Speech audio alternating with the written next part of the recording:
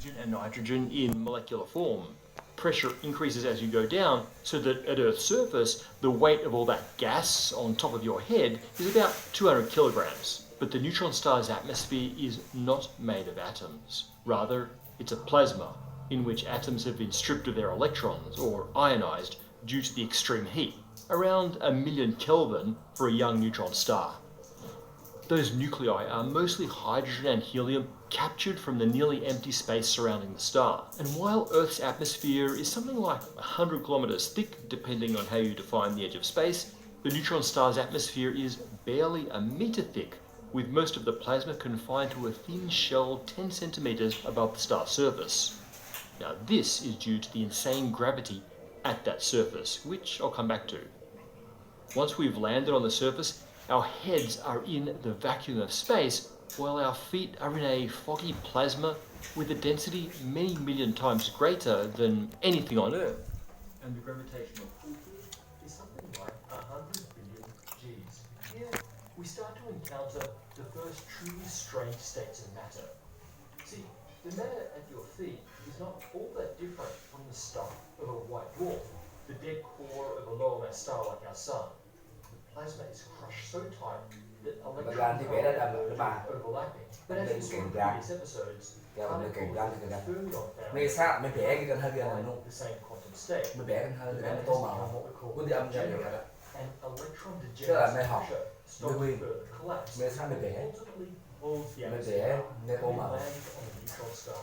We actually have a solid surface. It appears to be some strange sort of crystalline material. Now, that's pretty weird because we normally think of crystals as atoms connected by electron bonds. But the stuff for our feet is still completely ionized, still stripped of its electrons. Mình răng người ta mình phải ăn sáng tối với mình để Plasma, in mình which đi is ăn cả gà ăn gà tốt là vừa có cái hoạt động great for lattice.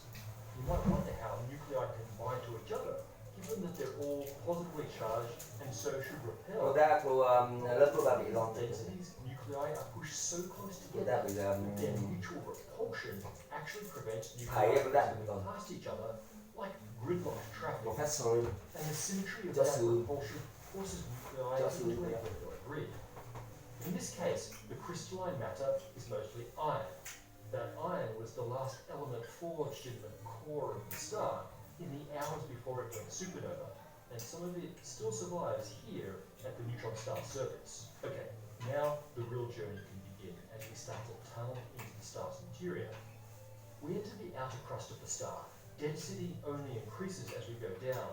Suffusing the crystal lattice is a gas of electrons, a so-called degenerate Fermi gas that holds up this part of the star from further collapse.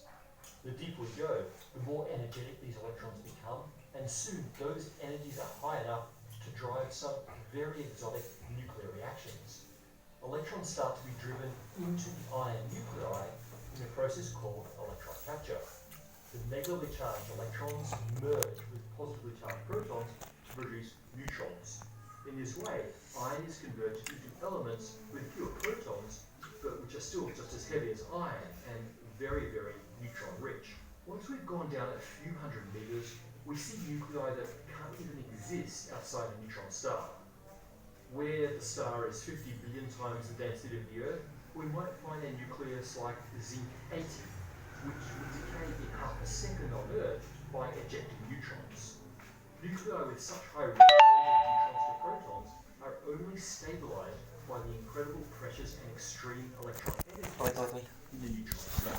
As we leave the outer crust to the inner crust, our nuclei become so neutron-rich that they start to fall apart. We call this neutron drift.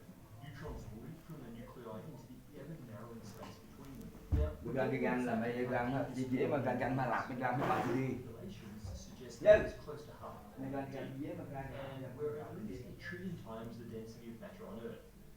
We are really relying on our theoretical calculations here. We're beyond the point where we can duplicate these energies and these neutron-rich nuclei in particle accelerators. As the neutron drift intensifies, the space between the nuclei fills with the neutron gas.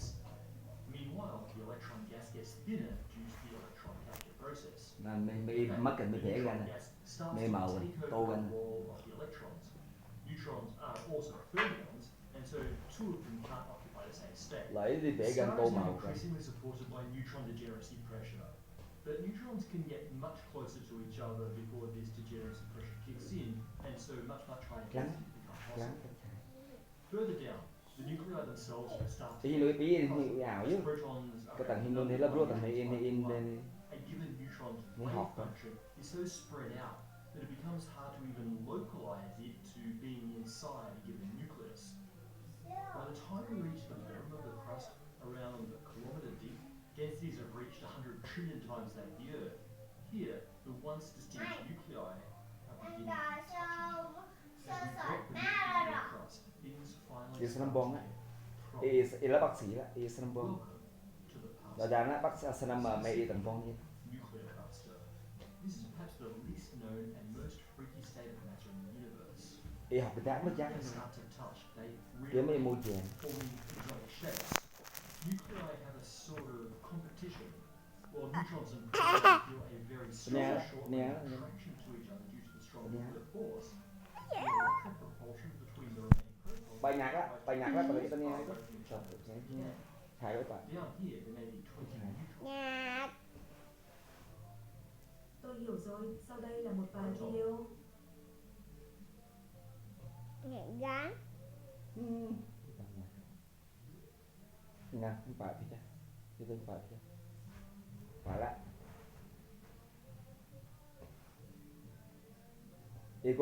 ego regram thì tivi tận là gram mà nó regram tuh teh tengok regram ya hino regram tuh teh tengok doan teng kedua regram ya ya gram ha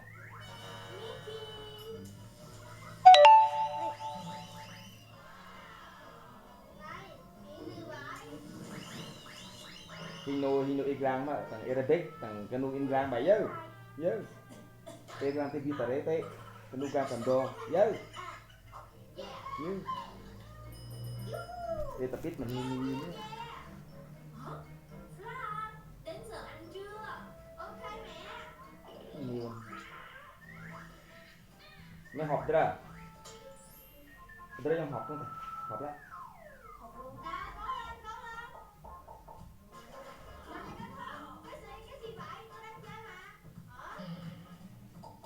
yang di suam teh iklan sudah yang su nyim mang ba nyim rồi apa kayak iklan kan bukan kedua iklan dia mah yang disuruh aku nyim yo iklan mah bukan mah ini mah donu iklan mah mereka dia kayak gitu iklan sum là yang disuruh nyim mang á yo iklan sum bukan là yang disuruh nyim gitu mah hay âm mang nyim sum kayak iklan sum mah kayak itu iklan kedua iklan ba yo iklan mah kedua iklan ba ya yo nên cái đô thành bạc rồi chứ thì có đi làm súng là cái tốt là cái dàn súng dàn số tên hiếm mà thì có gọ và anh gọ thôi thì để mà anh của chị đi cái bền gần thì làm súng thì vì mình sẽ làm đúng người thì làm bé tiếng và tiếng anh cày nữa đây cái nuôi in làm thì đây cái bền gần tập biết rất là anh để cái gì núi thế để nhím lắm đấy bạn cái kia